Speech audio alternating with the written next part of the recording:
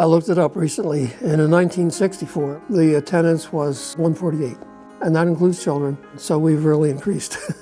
Both my wife and I find it very exciting, because we have people in our church that are the older people, obviously, that prayed for this to happen, and it has happened, and it's remarkable.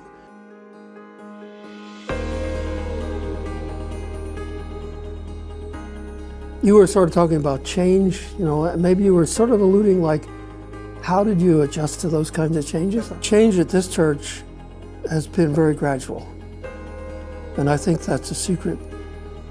Changes were overnight when a church goes from this to this, you lose people very quickly. There are many reasons why this church is really growing, but one of them is we grow with the times. The flavor of 1940 church is much different than today, but you do it in such a way that it's step by step, and you don't throw stuff at people. You have them get adjusted. Well, I think it's a matter of modeling. Like, people come and they sense, okay, this is what's happening. I want to be a part of it. They act similarly.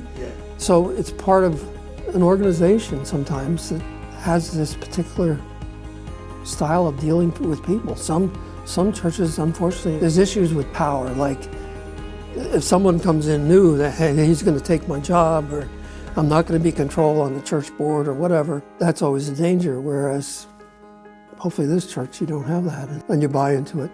What was that like, having served all those years, and then at this point in your life, you get to see the fruit on some level of that cool feeling, rewarding feeling? It is, yeah. Well, a characteristic statement that some people say when they're older is, I've already served. It's time for the young people to serve. Well, there's some value in that. Excellent. Yeah, otherwise the young people, they don't know how to serve because they have not served when they're younger. But to just sort of back away and walk away, that there have been people in this church that have been in the 80s that are still serving. And we had that characteristically over the 100 and whatever years that we've been as a church, that people just keep serving when they're healthy enough. Like, I'm 75, but I can still walk and talk, and so I get out there and do what I can do. So my wife and I enjoy in the encounter group, which is the young adults, and are refreshed, just like being on the worship team, which is refreshing to me, with all the age groups and all the personalities. The young adults is like, wow, that's really neat too.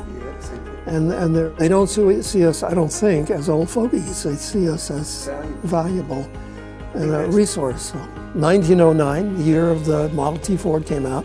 Yeah, that was the year. Yep. Just a handful of families that started the church, pulled their money together and bought a 30 by 40 brick building that another church was kind of abandoning. And we had a fire in January '58. The place went up in flames. Started rebuilding, and in 1959, June of 1959, we had a brand new church. It was very attractive to young people with children, and so they started coming. Familiar to you? Yeah, so this kind of thing kind of has a momentum, I guess is the word. It's fun to watch it and to be a part of it.